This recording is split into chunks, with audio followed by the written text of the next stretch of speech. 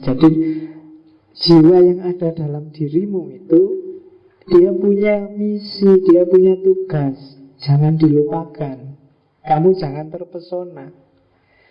Misimu di dunia ini adalah menyucikan jiwa biar nanti bisa kembali lagi ke Tuhan, kembali lagi ke asalnya.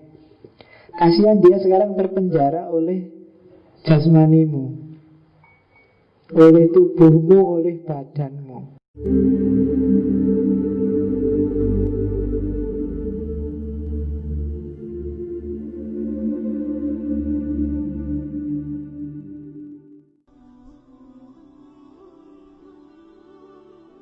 Jiwa sama tubuh itu dua hal yang berbeda.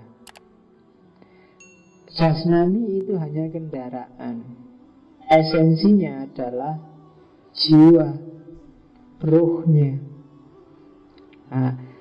Dan jiwa itu isinya tiga. Ada daya nabati, ada daya hewani, ada daya insani. Jadi dirimu sebagai manusia itu punya tiga daya ini, esensi kemanusiaan kita. Jadi kalau ada orang bilang, "Mbok kamu yang manusiawi." Manusiawi berarti berpihak pada tiga daya itu, yaitu daya nabati, daya hewani, daya insani. Kalau daya nabati itu isinya tiga: makan, tumbuh, berkembang. Persis kayak tumbuh-tumbuhan.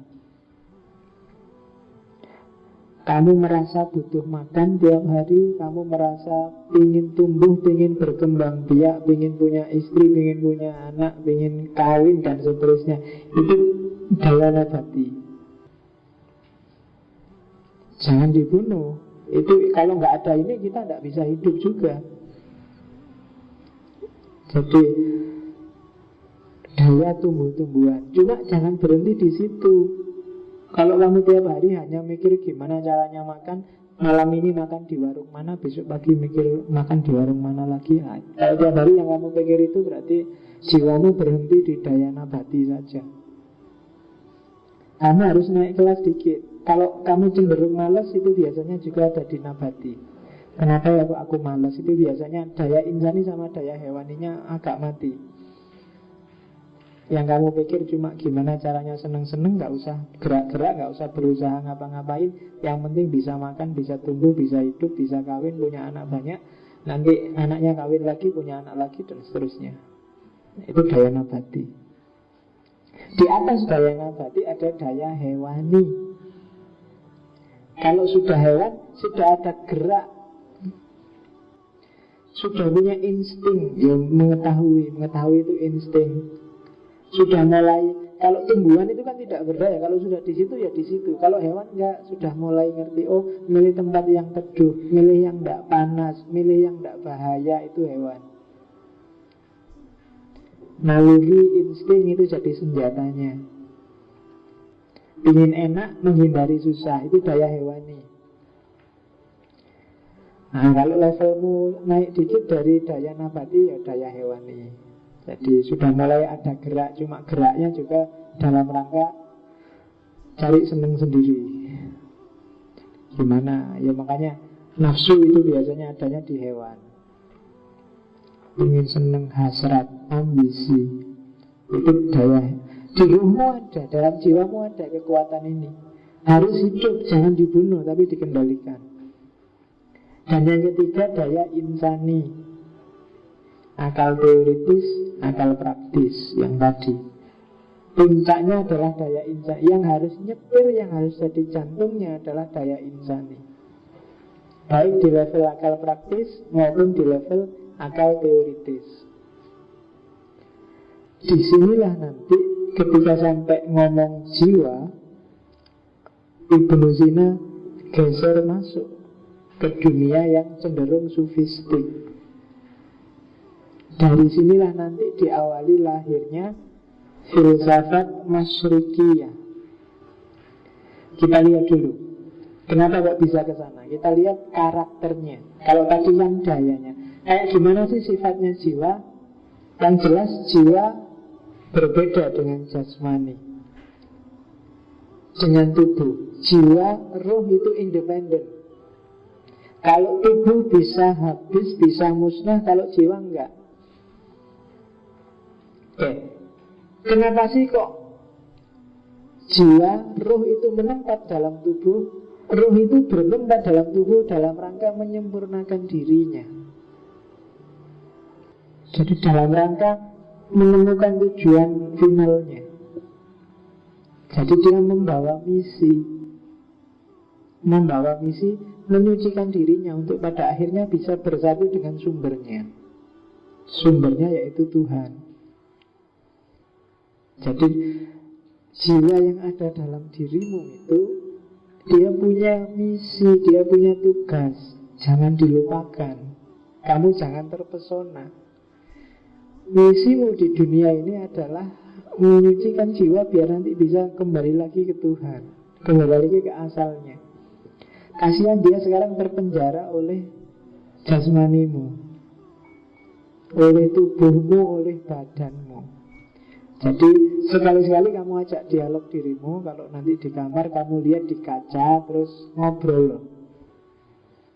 Ini yang ada di kaca ini kan cuma tubuhnya, yang di belakang ini ada jiwanya. Dia punya misi. Sekarang kayak gimana ya kondisi roh yang ada dalam diriku ini, tingkat kebersihannya seperti itu. Kalau dalam agama disebut muhasabah. Sekali-sekali lah harus kamu lakukan. Jangan nonton sepak bola terus. Oke. Ya. Ya, jagomu nanti malam siapa? Chelsea melawan Atletico. Oke, jadi jiwa beda dengan jasmani. Besok ini nanti yang dikompin oleh Ghazali. Besok yang dihisab, yang disiksa atau dikasih balasan bukan jasmani ini, tapi jiwamu. Yang bangkit bukan fisik ini, tapi jiwa. Itu nanti yang diprotes oleh Ghazali. Karena Ghazali positioningnya sebagai seorang teolog yang terikat oleh ayat, terikat oleh dalil, terikat oleh hadis. Bagi Ghazali yang bangkit tidak cuma jiwanya, tapi juga badannya.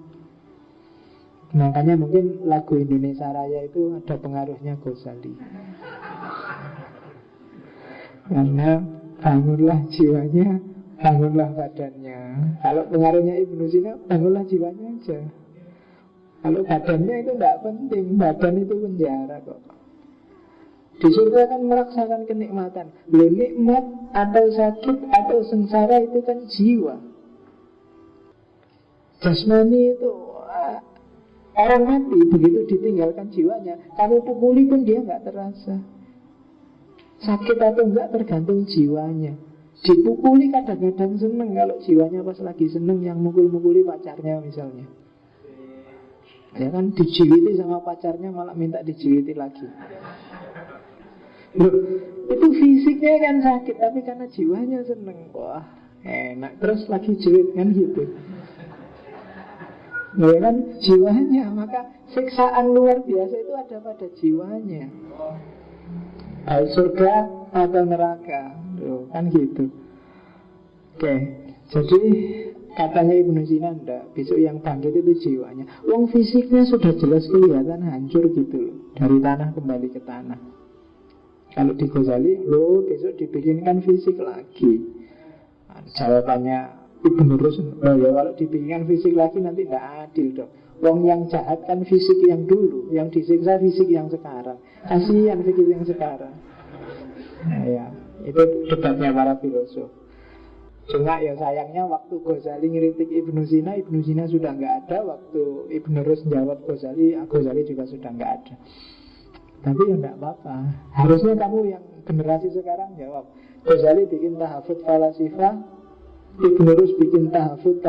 Nah kamu bikin lagi sekarang tahafut. Nah itu besok bikin lagi. Nah, itu kan dialektika. Polemik kayak gitu mencerdaskan, tidak apa-apa. Oke. Ya, jadi bahagia atau sengsara itu ada di jiwa. Karena jiwa ini esensi bukan form. Kalau pakai Aristotelian sebenarnya jiwa itu form. Dia sangat terkait dengan tubuh. Tapi enggak. Tubuh itu kalau di Ibnu Sina cuma kendaraannya. Kamu mengendarai jiwamu untuk ketemu dengan Tuhan. Gambarnya seperti ini.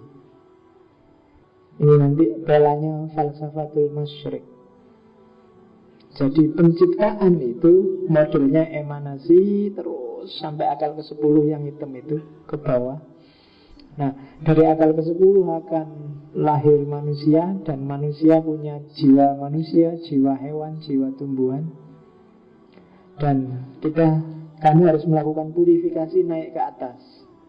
Misi kita di dunia itu melampaui jiwa tumbuhan, jiwa hewan, memuncak di jiwa manusia. Dari jiwa manusia kita bersihkan sehingga ketemu akal fa'al, dan dari akal fa'al itulah kita akan bisa ketemu Tuhan.